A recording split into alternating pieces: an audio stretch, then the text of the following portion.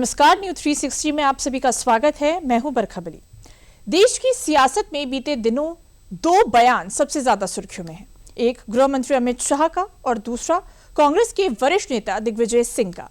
दोनों बयानों का आपस में कनेक्शन कोई नहीं है, लेकिन इन दोनों बयानों को लेकर बीजेपी और कांग्रेस में वार पलटवार तेज हो गया है। वहीं यूपी में अब अपराध का इलाज टेक्नोलॉजी से निकलेगा। ये कैसे संभव होगा, आपको विस्तार से समझाएंगे। सुप्रीम कोर्ट के दो बड़े निर्णय भी आपको बताएंगे। इसके साथ ही अगले 45 मिनट में आपको और भी कई बड़ी खबरें विस्तार से समझाएंगे। लेकिन न्यूज 360 की शुरुआत करेंगे गृह मंत्री अमित शाह के बड़े बयान से।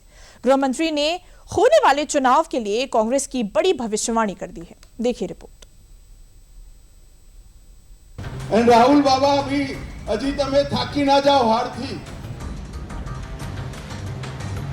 બંગાળ અને તામિલનાડુમાં હારવાનું છે નક્કી કરીને રાખ્યું અને 2029માં પણ ફરીવાર મોદીજીના નેતૃત્વમાં ભારતીય जनता પાર્ટીની સરકાર।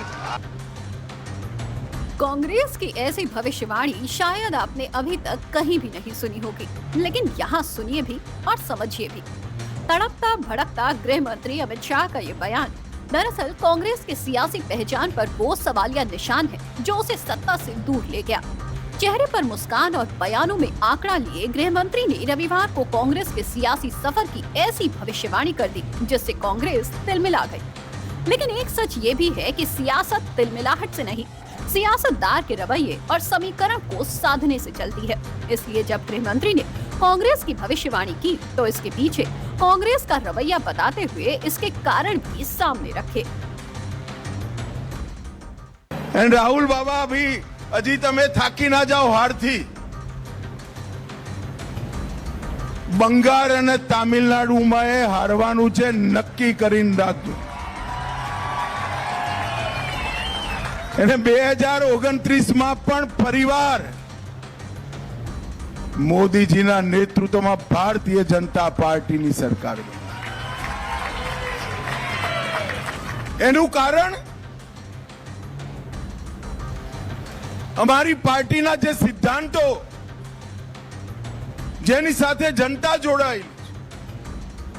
અમે રામ મંદિર બનાવીએ તમે વિરોધ કરો, પાકિસ્તાન પર સર્જિકલ સ્ટ્રાઇક કરીએ વિરોધ કરો, એર સ્ટ્રાઇક કરાવીએ વિરોધ કરો, બાંગ્લાદેશી ઘુસપેઠિયા ભગાવીએ વિરોધ કરો, કાશીનું મંદિર નવું બનાવીએ વિરોધ કરો, 370મી કલમ હટાવીએ વિરોધ કરો, ટ્રિપલ તલાક સમાપ્ત કરી દઈએ તમે વિરોધ કરો અને કોમન સિવિલ કોડ લાવીએ તો પણ તમે વિરોધ કરો। જનતાને જે ગમે છે એનો તમે વિરોધ કરો છો, ક્યાંથી મત મળે ભાઈ। गृह मंत्री अमित शाह का ये बयान भले ही सियासी लग सकता है, पर आंकड़ों में इसके पीछे की हकीकत भी छिपी हुई है और कांग्रेस के गिरते सियासी ग्राफ का सच भी। गृह मंत्री अमित शाह राहुल गांधी को ऐसे ही हार के लिए तैयार रहने को नहीं बोल रहे, बल्कि इसके पीछे बीते करीब एक दशक का बाकायदा लेखा जोखा है। ईसीआई के मुताबिक 2014 से 2025 तक देश में कुल करीब 66 विधानसभा के चुनाव हुए। इनमें से कांग्रेस को मात्र 8 चुनावों में जीत मिली, जबकि 58 चुनावों में कांग्रेस को हार झेलनी पड़ी।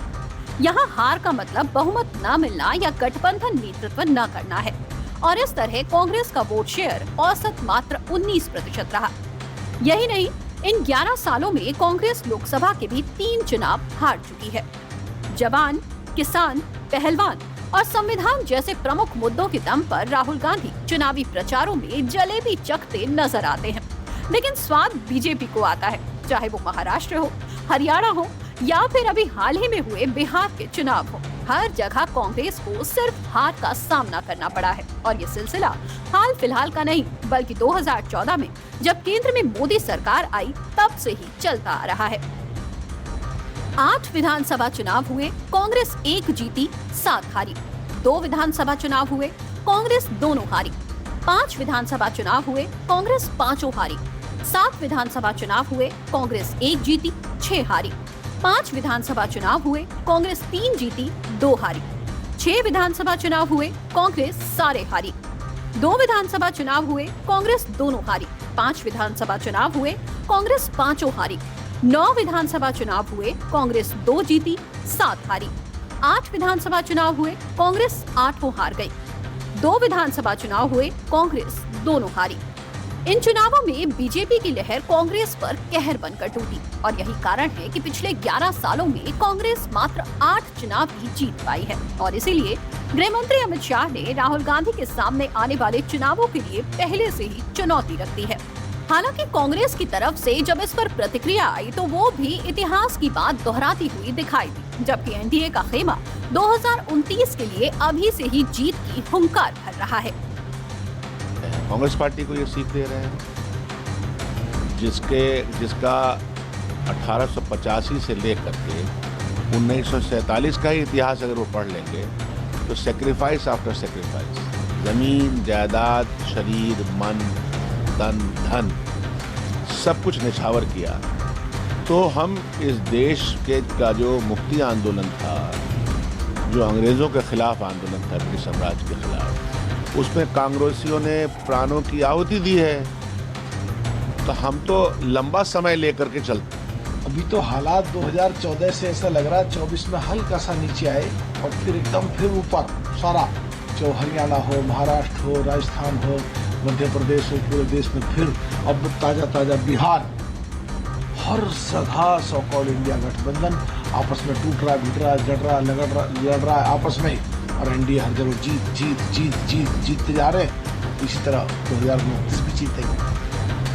कांग्रेस पिछले 1 दशक में जितने भी चुनाव हारी है, इनमें बिग पिक्चर ये है कि इनमें से लगभग चुनाव में अहम फैसले राहुल गांधी की सहमति से लिए गए। यानी एक तरह से इन चुनाव की अगुवाई राहुल गांधी कर रहे थे और नतीजा ये रहा कि 2011 के बाद से यानी पिछले करीब 13 साल में कांग्रेस किसी राज्य में सत्ता रहते प्रो इनकम्बेंसी के साथ दोबारा नहीं लौट सकी है, जबकि बीजेपी ने कई बार ये करके दिखाया है। इसलिए गृह मंत्री अमित शाह ने इस बार भी जब हमला बोला तो नाम राहुल गांधी का लिया, क्योंकि आने वाले पश्चिम बंगाल और तमिलनाडु के चुनाव में भी कांग्रेस के नेतृत्व के तौर पर राहुल गांधी को ही माना जा रहा है।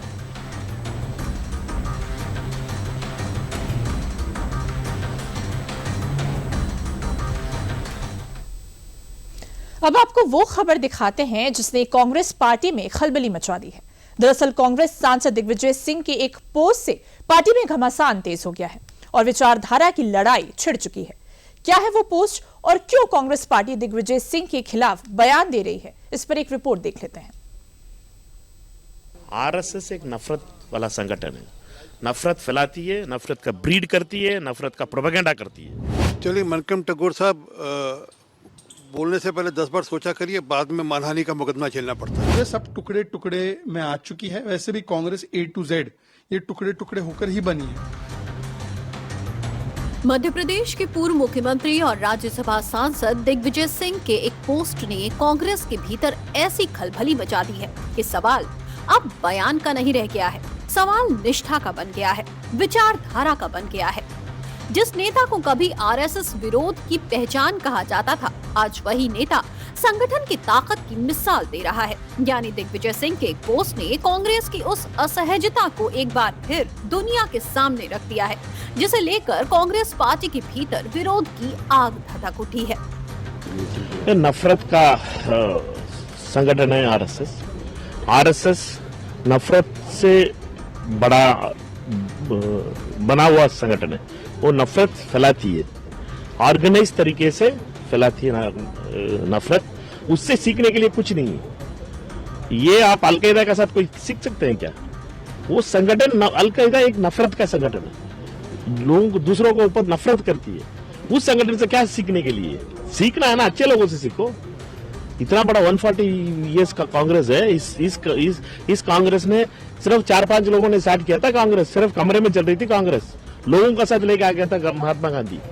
लोगों का आंदोलन बन गई थी कांग्रेस पार्टी। इस संगठन का दूसरे संगठन से सीखना है, ऐसे संगठनों से, नफरत वालों से। जिस कांग्रेस के नेता कभी आरएसएस की अनुशासन, कैडर और सेवा भावना की खुलकर तारीफ करते रहे हैं, आज वही कांग्रेस दिग्विजय सिंह को विचारधारा का विपरीत साबित करने पर तुली हुई है। सोशल मीडिया पर समर्थक टूट पड़े और पार्टी के भीतर से ही लाइन क्रॉस का शोर मच गया है। हालांकि कांग्रेस सांसद मणिक्कम टैगोर के इस बयान पर जब कांग्रेस सांसद दिग्विजय सिंह से सवाल किया गया तो दिग्विजय सिंह ने खुद ही अपने मत का जिक्र करते हुए उनके बयान को हवा में उड़ा दिया।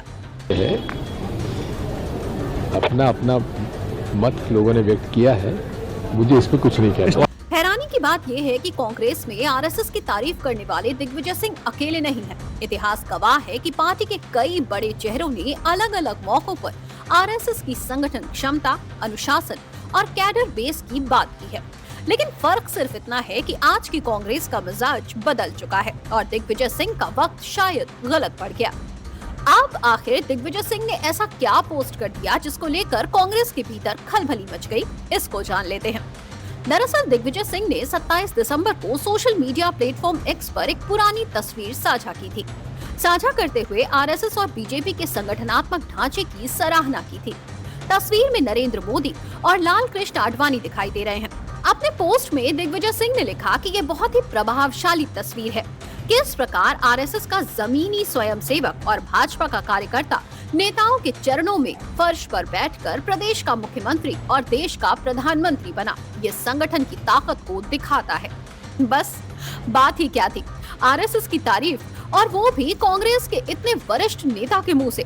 ये बात कांग्रेस को रास नहीं आई। कांग्रेस के भीतर इसे विचारधारात्मक अपराध मान लिया गया। सोशल मीडिया पर कांग्रेस समर्थक टूट पड़े और दिग्विजय सिंह को अपनी ही पार्टी के कटघरे में खड़ा होने पर मजबूर होना पड़ा। लेकिन कांग्रेस के इस विचारधारा को लेकर बीजेपी ने करारा जवाब दिया है। कांग्रेस अब टुकड़े टुकड़े में आ चुकी है। वैसे भी कांग्रेस A to Z ये टुकड़े टुकड़े होकर ही बनी है और फिर से एक बार कांग्रेस पार्टी जो है टुकड़े होने की कगार पर है, क्योंकि इसमें मिशन विशन नहीं है, ये केवल कंफ्यूजन वाली पार्टी है। देश के अंदर कांग्रेस पार्टी का ग्राफ गिरता जा रहा है और केवल विरोध करना उनका काम रहेगा। आरएसएस एक ऐसी संस्था है जो राष्ट्र प्रथम रख करके कार्य करने का काम करती है। आज हमारा सौभाग्य है कि एक आरएसएस से निकले हुए कार्यकर्ता हमारे देश के यशस्वी प्रधानमंत्री आदरणीय नरेंद्र मोदी जी हैं, जिन्होंने देश का गौरव विश्व पटल पर बढ़ाने का काम किया है। दरअसल आरएसएस की तारीफ कांग्रेस को अपने घाव कुरेदने जैसी लग रही है। सवाल ये नहीं है कि दिग्विजय सिंह ने क्या कहा, सवाल ये है कि कब कहा, यानी टाइमिंग फैक्टर कांग्रेस पार्टी को ज्यादा कुरेद रही है। हालांकि कांग्रेस पार्टी के भीतर से कोई नेता जब भी ये सवाल उठाता है तो उसे घेर लिया जाता है और डैमेज कंट्रोल के नाम पर बलि का बकरा बना दिया जाता है, जैसा अभी हाल ही में शशि थरूर के लेख को लेकर भी जग जाहिर हुआ था। अब खबर यूपी से है, जहां रविवार को लखनऊ में पुलिस मंथन वरिष्ठ पुलिस अधिकारी सम्मेलन 2025 के समापन के अवसर पर सीएम योगी ने सुरक्षा व्यवस्था बनाए रखने के लिए प्लान ऑफ एक्शन का जिक्र किया, जिससे तकनीक के इस्तेमाल से अपराधियों पर लगाम लगाई जा सकेगी। क्या है ये प्लान, इसके लिए देखिए ये रिपोर्ट। किसी ने कानून को ठेंगा दिखाने का प्रयास किया तो कानून ने उसको उसी प्रकार से उसकी ग्रेवान को पकड़ने का काम भी किया है और यह उत्तर प्रदेश ने करके दिखाया है। आज जिसका उदाहरण देश के अंदर अलग अलग राज्यों में भी लोग उदाहरण के रूप में प्रस्तुत करने का प्रयास कर रहे हैं, लेकिन वहां पर भी मीडिया, हम नहीं बोल रहे हैं लेकिन मीडिया उसको बोलते हैं यूपी मॉडल आ गया। यूपी में आर्थिक समृद्धि की योजना हो, व्यापक आयाम की व्यवस्था हो, शासन की कार्रवाई हो या फिर तकनीक का उन्नत प्लेटफॉर्म हो, हर क्षेत्र में यूपी की पहचान को सीएम योगी ने एक शानदार नाम दे दिया है और सीएम योगी का ये बयान भी यूपी के इसी पहचान की गवाही दे रहा है। दरअसल रविवार को लखनऊ में पुलिस मंथन वरिष्ठ पुलिस अधिकारी सम्मेलन 2025 के समापन अवसर पर सीएम योगी ने हाल ही में यूपी में हुए धर्मांतरण के मामलों से निपटने के लिए पुलिस को तकनीक से लैस होने का वो संदेश दिया है जो न सिर्फ यूपी के लिए बल्कि पूरे देश की सुरक्षा में मददगार साबित हो सकता है। अब सोशल मीडिया पर होने वाली संदिग्ध गतिविधियों पर पैनी नजर रखी जाएगी। सीएम योगी ने रैकेट के खात्मे के लिए एआई का इस्तेमाल करने का निर्देश दिया। एआई से डेटा और संदिग्धों की जांच की जाएगी। इंटरनेशनल धर्मांतरण रैकेट को नेस्तनाबूद करने के लिए प्लान ऑफ एक्शन तैयार होगा। नेटवर्क और फंडिंग को ट्रैक करने के लिए भी एआई का इस्तेमाल होगा। साइबर अपराध रोकने के लिए साइबर मुख्यालय बनाए जाएंगे। सीएम योगी ने साफ संदेश दिया है कि अपराध के खिलाफ अब लड़ाई सिर्फ परंपरागत तरीकों से नहीं बल्कि डेटा, डिजिटल ट्रैकिंग और हाईटेक निगरानी के जरिए भी लड़ी जाएगी। जहां कभी कानून व्यवस्था सवालों के घेरे में रहती थी, आज वही उत्तर प्रदेश योगी सरकार में आर्थिक समृद्धि, सख्त शासन और अत्याधुनिक तकनीक के त्रिवेणी संगम के रूप में देश के सामने मिसाल पेश कर रही है। सीएम योगी के नेतृत्व में यूपी अब सिर्फ प्रतिक्रिया देने वाला राज्य नहीं रह गया है, बल्कि अपराध और साजिश को जन्म लेने से पहले ही खत्म करने वाला मॉडल बन गया है। यह महत्वपूर्ण सत्र यहाँ पे संपन्न हुआ और इसके उपरांत इंटेलिजेंस और उसकी चुनौतियां जैसे सोशल मीडिया, एनजीओस की भूमिका, नेपाल की सीमा, उत्तर प्रदेश राज्य की हमारी जो सीमा है उसकी खुली सीमा, आतंकवाद निरोधन, मादक द्रव्य, गौ तस्करी और संगठित अपराध पर केंद्रित ये 4 महत्वपूर्ण सत्र आज यहाँ पे संपन्न हुए हैं। और मैं कह सकता हूं कि जो 11 सत्र हैं, यह विकसित भारत के प्रधानमंत्री जी के विजन को 2047 में भारत विकसित भारत हो, आत्मनिर्भर हो, स्वाभाविक रूप से ये केवल भारत सरकार का ही इसके लिए रोड मैप नहीं होना है। राज्य सरकारों की भी अपनी भूमिका है। लोगों की हमारे प्रति धारणाएं बदली हैं। आप याद करिए, अगर उत्तर प्रदेश में ऐसे ही दंगे होते, ऐसे ही गुंडागिर्दी होती, अराजकता होती, महीनों महीनों कर्फ्यू रहता, क्या हमारे बारे में धारणाएं बदल जाती?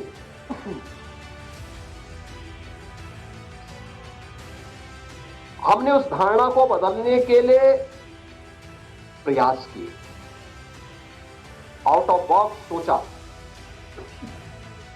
कानून के दायरे में रह करके कानून के दायरे का हर एक व्यक्ति को एहसास कराया। लेकिन जहां पर किसी ने कानून को ठेंगा दिखाने का प्रयास किया तो कानून ने उसको उसी प्रकार से उसकी गिरेबान को पकड़ने का काम भी किया है। और यह उत्तर प्रदेश ने करके दिखाया है, आज जिसका उदाहरण देश के अंदर अलग अलग राज्यों में भी लोग उदाहरण के रूप में प्रस्तुत करने का प्रयास कर रहे हैं। लेकिन वहां पर भी मीडिया, हम नहीं बोल रहे हैं, लेकिन मीडिया उसको बोलते हैं यूपी मॉडल आ गया। ये बदलते उत्तर प्रदेश की तस्वीर है, जिसमें विकास, सुशासन और सख्त कार्रवाई एक साथ नजर आ रही है। शासन की स्पष्ट मंशा, सख्त निर्णय और तकनीक के प्रभावी इस्तेमाल से प्रदेश को एक नई गति मिलने वाली है। अब यूपी में विकास और सुरक्षा साथ साथ आगे बढ़ रहे हैं। बीते कुछ समय से यूपी में धर्मांतरण से जुड़े कई मामले सामने आए हैं और इन मामलों की जांच में कई बड़े खुलासे भी हुए हैं। अच्छे उदाहरण प्रस्तुत किए थे। सिटी आगरा ने आगरा की उस घटना का उल्लेख किया था जो वहां पे कन्वर्जन के साथ साथ नेशनल सिक्योरिटी के लिए एक थ्रेट आगरा से देखने को मिला था। ये उदाहरण आंखों को खोलने वाला है। एक जगह का नहीं, अनेक जगहों पर इस प्रकार की चीजें मिलेंगी और केवल कन्वर्जन से जुड़ा हुआ मामला नहीं है। और राष्ट्रीय सुरक्षा के सामने पैदा की जाने वाली आने वाली चुनौतियां हैं और इन सभी पर आने वाले समय में हमें अपने आप को तैयार करना होगा। और पहले से ये प्रेजेंटेशन जो मैंने पहले भी कहा कि टाइम एंड स्पेस का पूरा ध्यान रखा गया। धर्मांतरण मामले के तार हवाला, टेरर फंडिंग और यहाँ तक कि आतंकवाद तक से जुड़े हैं, जिनको विदेशों से फंडिंग होती थी। लेकिन योगी सरकार के एक्शन में हर उस गिरोह को कानून के शिकंजे का शिकार होना पड़ा है। सीएम योगी ने हाल ही में आगरा में हुए धर्मांतरण के बड़े खुलासे का जिक्र करते हुए स्मार्ट पुलिसिंग की सलाह दी। क्या था आगरा का वो मामला, इस पर भी एक नजर डाल लेते हैं। आगरा पुलिस ने जुलाई 2025 में एक बड़े धर्मांतरण रैकेट का खुलासा किया। आगरा के सदर बाजार से 2 बहनों के लापता होने की सूचना मिली। जांच के दौरान एक बहन की फोटो सोशल मीडिया पर AK-47 के साथ मिली। ये गिरोह ISIS पैटर्न पर आधारित था।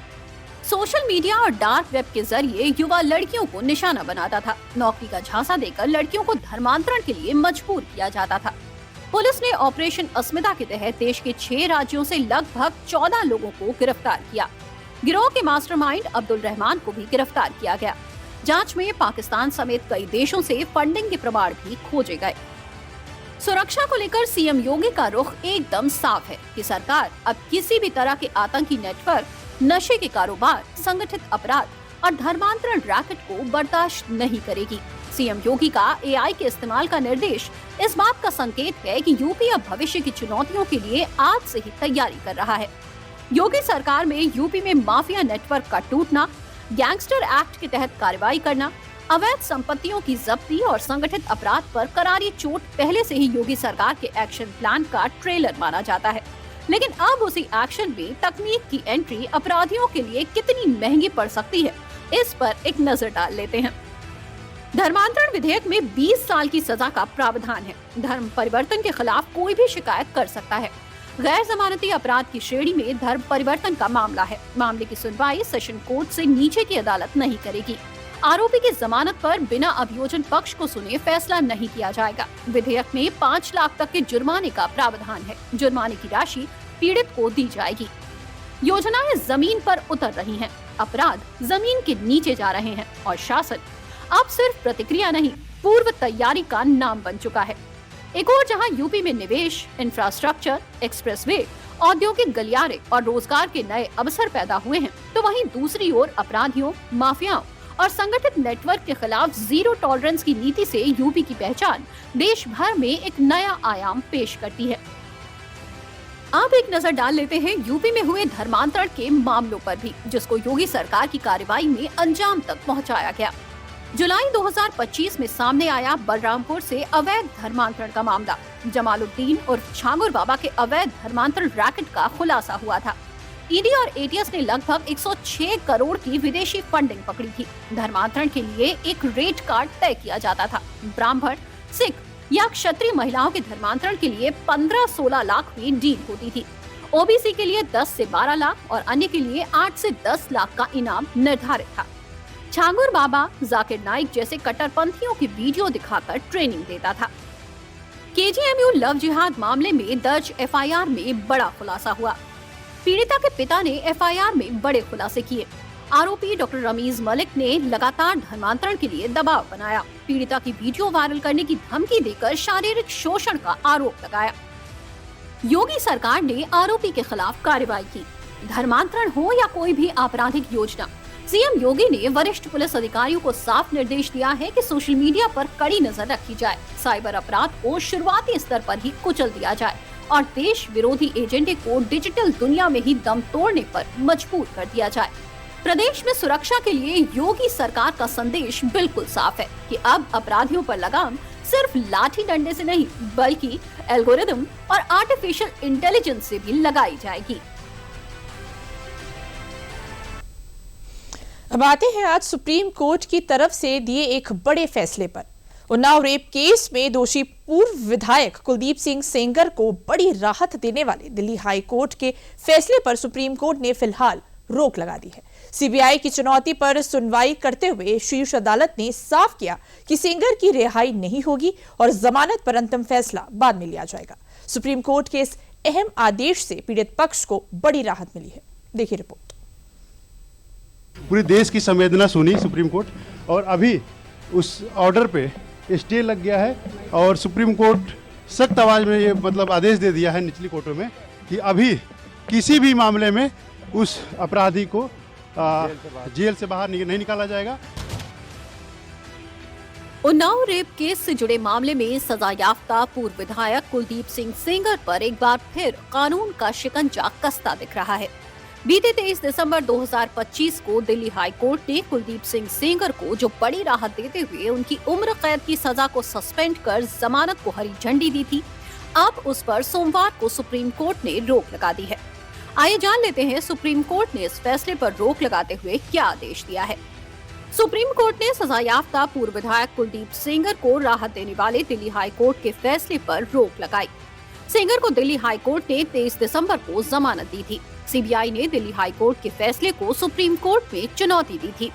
सोमवार को सीजेआई सूर्यकांत, जस्टिस जेके माहेश्वरी और जस्टिस ऑगस्टीन जॉर्ज मसीह की बेंच में सुनवाई हुई। सुप्रीम कोर्ट ने कहा कि हम फिलहाल हाई कोर्ट के आदेश पर रोक लगाने के पक्ष में हैं और बहस सिर्फ स्टे के मुद्दे पर ही होगी। सुप्रीम कोर्ट ने कहा कि आज इस मामले पर अंतिम फैसला नहीं कर रहे हैं। मामले पर कुलदीप सेंगर के वकील ने हस्तक्षेप की अनुमति देने की अपील की। इस पर कोर्ट ने नोटिस जारी कर 2 हफ्ते में जवाब दाखिल करने के लिए कहा है। सुप्रीम कोर्ट ने ये भी स्पष्ट किया कि सेंगर को रिहा नहीं किया जाएगा। सुप्रीम कोर्ट में इस मामले की अगली सुनवाई अब 4 हफ्ते बाद होगी। हालांकि सुप्रीम कोर्ट के इस फैसले को पीड़िता के वकील एक छोटी सी रिलीफ के तौर पर देख रहे हैं, जबकि पीड़िता की मां ने सुप्रीम कोर्ट का आभार जताया है। बहुत छोटी सी रिलीफ मिली है, बिल्कुल हमें इसको विक्ट्री नहीं कहना चाहिए। मैं इसको विक्ट्री नहीं कह रहा हूँ, ये विक्ट्री नहीं है, ये एक छोटा सा सांस लेने का मौका विक्टिम और उसको परिवार को मिला है। इसके अलावा इस फैसले को मैं कुछ भी नहीं देख सकता। आज सुप्रीम कोर्ट ने मेरे साथ बहुत अच्छा किया। एक अपना पति खोए बैठी है वो इंसान, उसके बच्चों को हिसाब मिलना चाहिए। सुप्रीम कोर्ट ने दिल्ली हाई कोर्ट के फैसले को पलटते हुए सेंगर की जमानत के आदेश पर फिलहाल के लिए ब्रेक लगा दिया है। सुप्रीम कोर्ट से पीड़ित पक्ष को मिली राहत के बाद अब मामले की अगली सुनवाई पर क्या होता है, ये देखना दिलचस्प होगा। अगली खबर भी सुप्रीम कोर्ट के बड़े फैसले की है। देश में अरावली हिल्स को लेकर जारी विवाद के बीच आज सुप्रीम कोर्ट में मामले को लेकर सुनवाई की। सुनवाई में सुप्रीम कोर्ट ने अरावली हिल्स को लेकर कई निर्देश जारी किए। साथ ही सुप्रीम कोर्ट ने अरावली हिल्स पर अपने ही पुराने फैसले पर बड़ा कदम उठाते हुए क्या फैसला लिया, देखिए इस रिपोर्ट में। देश की सड़कों से लेकर चौराहों तक, सोशल मीडिया से लेकर सियासी गलियारों तक बीते कुछ दिनों से सियासत, कानून और पर्यावरण के टकराव का केंद्र बन चुकी अरावली पर्वतमाला की परिभाषा पर चल रहे विवाद को लेकर सोमवार को सुप्रीम कोर्ट ने बड़ा कदम उठाते हुए अरावली पहाड़ियों की परिभाषा से जुड़े अपने पहले के आदेश पर रोक लगा दी है। अरावली मामले में अपने ही फैसले पर सुप्रीम कोर्ट ने रोक लगाई। सीजेआई सूर्यकांत, न्यायमूर्ति जेके माहेश्वरी और एजी मसीह की अवकाशकालीन पीठ ने अरावली केस की सुनवाई की। सीजेआई सूर्यकांत ने निर्देश दिया है कि विशेषज्ञ समिति की सिफारिशें और उन पर सुप्रीम कोर्ट की ओर से की गई आगे की टिप्पणियां फिलहाल स्थगित रहेंगी। अदालत ने साफ किया है कि अगली सुनवाई 21 जनवरी 2026 को होगी, जब तक इन सिफारिशों को लागू नहीं किया जाएगा। सुप्रीम कोर्ट ने कहा है कि एक्सपर्ट कमेटी गठित की जाए जो जांच करेगी। एक्सपर्ट कमेटी मौजूदा विशेषज्ञ समिति की रिपोर्ट का विश्लेषण करेगी। इसके बाद एक्सपर्ट कमेटी संबंधित मुद्दों पर सुप्रीम कोर्ट को सुझाव देगी। कोर्ट ने केंद्र और अरावली के 4 राज्यों राजस्थान, गुजरात, दिल्ली और हरियाणा को भी नोटिस जारी किया है। सुप्रीम कोर्ट ने इस मुद्दे पर अपने स्वतः संज्ञान मामले पर उनकी प्रतिक्रिया मांगी है। तो आज सुप्रीम कोर्ट ने जो सुओ मोटो कॉग्निजेंस लिया था 20 नवंबर के प्रीवियस ऑर्डर को लेकर के, आज सुप्रीम कोर्ट ने उस ऑर्डर को अबेयंस में डाल दिया है, मतलब एक टेम्पररी स्टे दिया है। और साथ ही साथ जो सुप्रीम कोर्ट के चीफ जस्टिस ने जो अपने पर्सनल नोट से जो ऑब्जर्वेशन दिए, उसमें कहा गया है कि जितना भी कंफ्यूजन है अरावली की परिभाषा और पुनः परिभाषा को लेकर के, उसको दूर करना बहुत आवश्यक है। और इस काम के लिए जो एक्सपर्ट्स हैं, जो डोमेन एक्सपर्ट्स हैं, उनको इन्वॉल्व करना बहुत आवश्यक है। सुप्रीम कोर्ट के फैसले के बाद पक्ष विपक्ष दोनों ही खेमों से फैसले को लेकर प्रतिक्रिया सामने आ रही है। चिंता है कि आज सुप्रीम कोर्ट ने स्टे कर दिया, हम उसका स्वागत करते हैं और हम उम्मीद करते हैं कि सरकार भी समझ जाएगी कि जनता क्या चाहती है। देखिए, अरावली का जो विषय है वो हमारे पर्यावरण मंत्री श्री भूपेंद्र यादव जी ने बहुत स्पष्ट रूप से कहा। कुछ लोगों ने अरावली के मुद्दे को विवादास्पद बनाने की कोशिश की थी, लेकिन ऐसा हो नहीं पाया। तो इस नाते से जिन लोगों के मंसूबे थे कि अरावली के मुद्दे को वो बड़ा बनाएंगे, मुझे लगता है कि आज उनके मंसूबों पर पानी फिर गया है। निश्चित रूप से जब पर्यावरण मंत्रालय माननीय सुप्रीम कोर्ट को वो सारी जानकारी उपलब्ध कराएगा तो सारा मामला दूध की तरीके से सफेद हो जाएगा और उन लोगों को चोट पहुंचेगी जो लोग बिना वजह इसको एक पर्यावरण का विषय बनाने की चेष्टा में लगे हुए थे। सुप्रीम कोर्ट ने अरावली की परिभाषा को लेकर चल रहे विवाद पर विराम लगाते हुए अपने 20 नवंबर के आदेश पर फिलहाल रोक लगाने का जो आदेश जारी किया है, उस पर केंद्रीय पर्यावरण मंत्री भूपेंद्र यादव ने ट्वीट के जरिए सर्वोच्च न्यायालय के निर्देशों का स्वागत किया है और कहा है कि सरकार अरावली पर्वतमाला के संरक्षण के लिए प्रतिबद्ध है। न्यूज 360 में आगे बढ़ने से पहले लेते हैं विराम।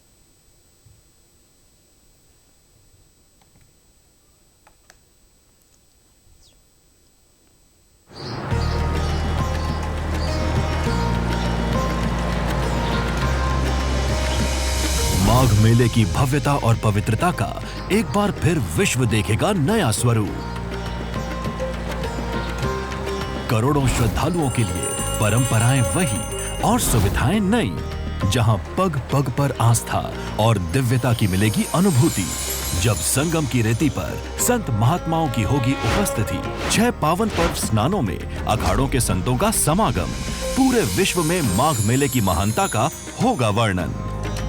यशस्वी प्रधानमंत्री नरेंद्र मोदी जी के मार्गदर्शन और माननीय मुख्यमंत्री योगी आदित्यनाथ जी के नेतृत्व में माघ मेला 2026 आस्था की लहराती पताका, विकास की नई गाथा, काम दमदार, डबल इंजन सरकार।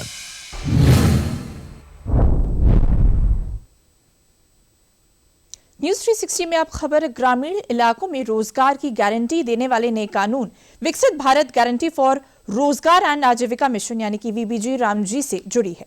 स्टेट बैंक ऑफ इंडिया की लेटेस्ट रिपोर्ट के मुताबिक योजना के फंडिंग पैटर्न में बदलाव के बावजूद राज्यों को सामूहिक रूप से करीब 17,000 करोड़ रुपए का शुद्ध लाभ होने की उम्मीद है। पूरी खबर देखिए इस रिपोर्ट में। विकसित भारत गारंटी फॉर रोजगार एंड आजीविका मिशन यानी वीबीजी रामजी ये सिर्फ वादा नहीं, ग्रामीणों के विकास की गारंटी है। ये डबल इंजन की सरकार में मजदूरों को मिलने वाले रोजगार की गारंटी है।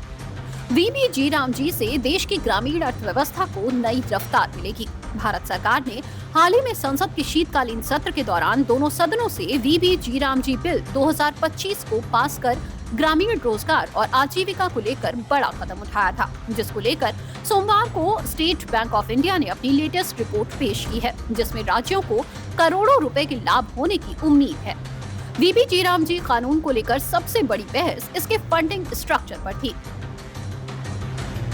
एसबीआई की रिपोर्ट में कहा गया है कि कुछ लोग इसे राज्यों पर अतिरिक्त वित्तीय बोझ मान रहे हैं। रिपोर्ट में उन दावों को खारिज किया गया है कि 60-40 के रेशियो से राज्यों को ज्यादा कर्ज लेना पड़ेगा, लेकिन डेटा बताता है कि असल में राज्यों को इससे फायदा ही होगा। एसबीआई ने पिछले 7 सालों के मनरेगा आवंटन के साथ नए सिस्टम की तुलना की है। रिपोर्ट के मुताबिक उत्तर प्रदेश और महाराष्ट्र को सबसे ज्यादा फायदा होने की उम्मीद है। वहीं बिहार, छत्तीसगढ़ और गुजरात भी बड़े फायदे वाले राज्यों की लिस्ट में शामिल है, जबकि तमिलनाडु जैसे कुछ राज्यों में मामूली कमी दिख सकती है। लेकिन अगर पिछले साल के विशेष आंकड़ों को हटा दे तो वहाँ भी स्थिति स्टेबल है। एसबीआई की लेटेस्ट रिपोर्ट के मुताबिक फंडिंग पैटर्न में बदलाव के बावजूद राज्यों को सामूहिक रूप से करीब 17,000 करोड़ रुपए का सीधा फायदा होगा। ये सारी बातें सोमवार को जारी एसबीआई द्वारा रिसर्च की गई एक रिपोर्ट में सामने आई हैं। रिपोर्ट में एक काल्पनिक स्थिति बनाई गई है, जिसमें फंड बांटने के लिए समानता और काम करने की क्षमता दोनों को बराबर महत्व दिया गया है। कुल मिलाकर इस नए तरीके से राज्यों को पिछले 7 वर्षों की तुलना में लगभग 17,000 करोड़ रुपए का फायदा होगा, यानी ज्यादातर राज्यों को इससे लाभ होगा। एक नजर वीबीजी रामजी बिल 2025 की प्रमुख खासियतों पर डाल लेते हैं। वीबीजी रामजी में खेती के पीक सीजन में रोजगार गारंटी को बीच में रोका जा सकता है। विधेयक के मुताबिक राज्य सरकारें एक वित्तीय वर्ष में 60 दिनों के लिए रोजगार गारंटी को रोक सकती हैं। इस विधेयक में ग्रामीण परिवारों के लिए रोजगार के दिन एक वित्तीय वर्ष में 100 से बढ़ाकर 125 दिन कर दिए जाएंगे। इससे गांव में रहने वाले परिवारों को ज्यादा काम मिलेगा और उनकी आर्थिक सुरक्षा मजबूत होगी, जिससे ग्रामीण सशक्तिकरण और समग्र विकास को बढ़ावा मिलेगा। इसमें कानून की धारा 22 के तहत इस योजना के खर्च को केंद्र और राज्य सरकारें मिलकर वहन करेंगी। सामान्य राज्यों में खर्च का बंटवारा 60% केंद्र और 40% राज्य के बीच होगा। वहीं पूर्वोत्तर राज्यों, पहाड़ी राज्यों और केंद्र शासित प्रदेशों में केंद्र सरकार 90% खर्च उठाएगी। बुआई कटाई के समय रोजगार नहीं, ताकि ज्यादातर मजदूर उपलब्ध रहें। वीबीजी रामजी एक अच्छी स्कीम है, जिसके तहत जो एम्प्लॉयमेंट है वो 100 दिन के बजाय अब 125 दिन का प्रदान किया जाएगा अनस्किल्ड वर्कर्स को, जिसमें 60 डेज का नो वर्क का पॉज दिया जाएगा, ख़ास तौर पे उस समय पे जब एग्रीकल्चर सेक्टर में लेबर की ज़्यादा से ज़्यादा डिमांड होती है और जो उसके पीक पीरियड्स है, ताकि एग्रीकल्चर वर्कर्स को ज़्यादा से ज़्यादा अकोमोडेट किया जा सके। मनरेगा के स्थान पर लागू किए गए वीबीजी रामजी बिल 2025 के विरोध में विपक्षी सांसदों का जमकर विरोध देखा गया था। लेकिन ग्रामीणों को लाभ देने और उनके विकास के लिए लागू किए गए इस विधेयक को पास होने से रोक ना सके।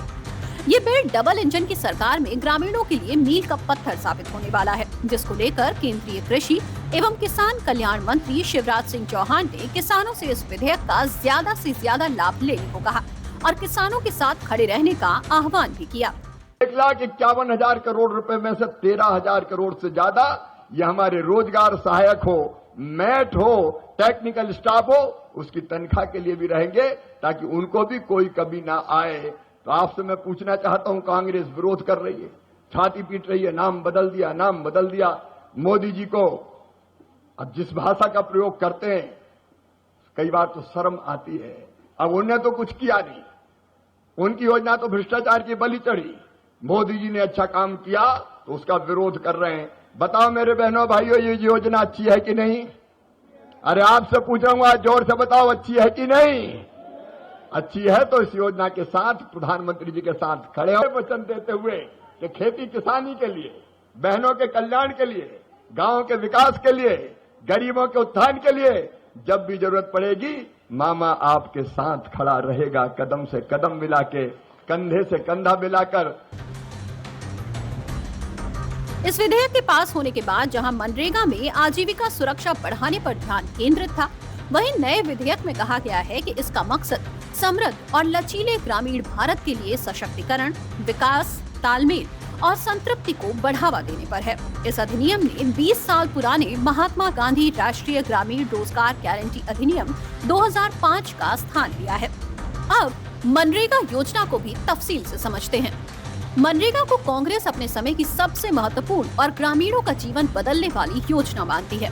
इसे 2005 में 2 अक्टूबर पर गांधी जयंती से लागू किया गया था। पहले इसका नाम राष्ट्रीय ग्रामीण रोजगार गारंटी अधिनियम यानी नरेगा था, लेकिन 2009 में इसमें महात्मा गांधी जोड़कर इसे मनरेगा किया गया। विश्व बैंक ने 2014 में इस योजना की तारीफ की थी और ग्रामीण विकास का श्रेष्ठ उदाहरण बताया था। इस योजना के जरिए लगभग 7 करोड़ जॉब कार्ड धारकों को लाभ मिलता था। नए ढांचे में फंड का वितरण इक्विटी और एफिशिएंसी यानी समानता और कार्यक्षमता के आधार पर होगा, जिससे विकसित और पिछड़े दोनों तरह के राज्यों को बेहतर फंड मिल सकेगा। एसबीआई की रिपोर्ट में ये भी सुझाव दिया गया है कि राज्य सरकारें अपनी ओर से 40% योगदान को प्रभावी ढंग से इस्तेमाल करके इस मिशन के रिजल्ट को और बेहतर बना सकती हैं।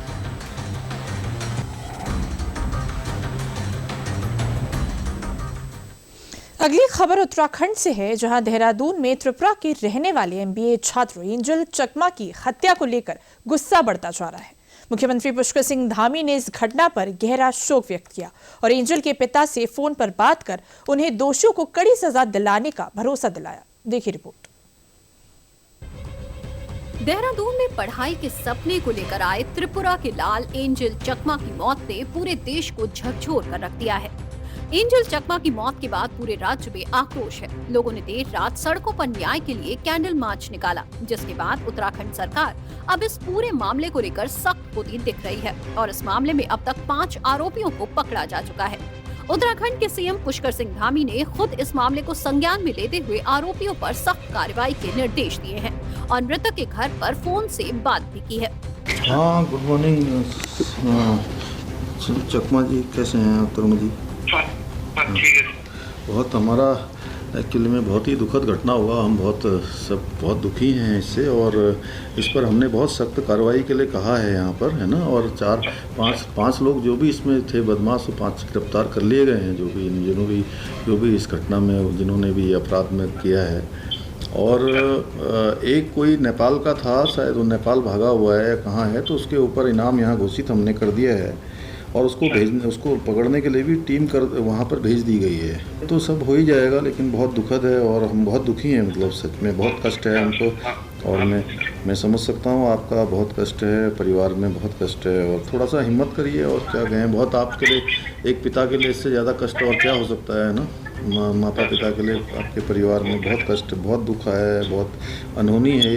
हम भगवान से यही प्रार्थना करेंगे और इन जो भी लोग इसके दोषी हैं उनको हम लोग कड़ी से कड़ी सजा दिलाएंगे। यहाँ सीएम धामी ने इस दौरान मामले की जानकारी त्रिपुरा के मुख्यमंत्री डॉक्टर माणिक साहा से भी की और एंजल चकमा को न्याय दिलाने की बात की। अब देहरादून के छात्र एंजल चकमा के पूरे मामले को तफसील से समझते हैं। मृतक एंजल चकमा के छोटे भाई माइकल चकमा ने जो जानकारी पुलिस को दी, उसके मुताबिक शाम करीब 6 से 7 बजे वो अपने भाई एंजल चकमा के साथ कुछ सामान लेने घर से निकले थे। इसी बीच आरोपितों ने दोनों भाइयों को चीनी कहकर अपमानित किया। एंजल ने शांत रहकर जवाब दिया कि हम भारतीय हैं, हमें इसे साबित करने के लिए कौन सा सर्टिफिकेट दिखाना होगा। फिर कुछ ही देर बाद माहौल बिगड़ गया और आरोपियों ने चाकू से हमला किया। इसमें एंजल गंभीर रूप से घायल हो गए और उनकी गर्दन और रीढ़ की हड्डी में चोटें आईं।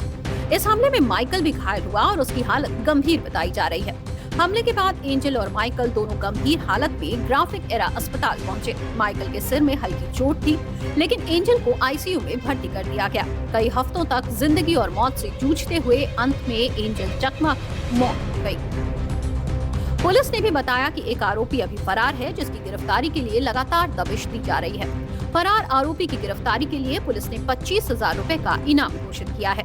बाकीकोन इंसिडेंट हो गया है, तो इस पे पुलिस ने तत्काल कार्रवाई करते हुए उस पे जो भी इन्वॉल्व थे क्रिमिनल्स हैं, उनको अरेस्ट कर ली गई है। ये एक फरार है, उस पे उसके खिलाफ पकड़ने के लिए सारा प्रयास जारी है। 25,000 रुपया के इनाम भी घोषित हो गए हैं और टीम में भी बन गया है।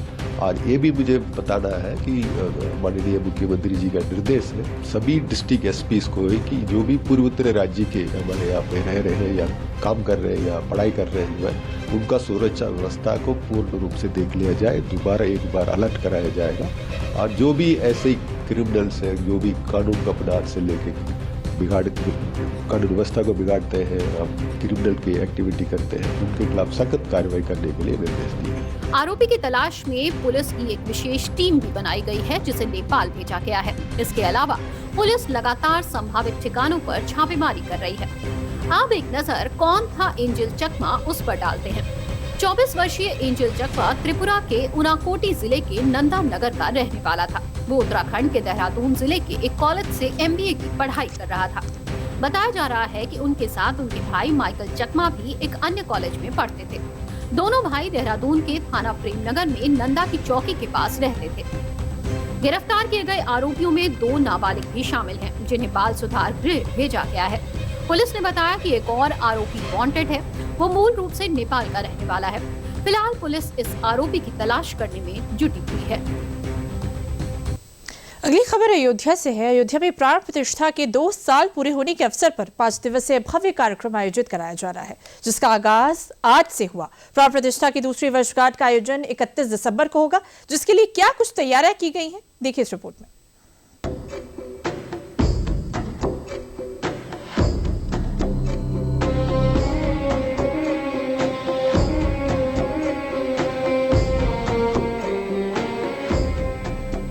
इंतजार, त्याग और परम श्रद्धा की मिसाल।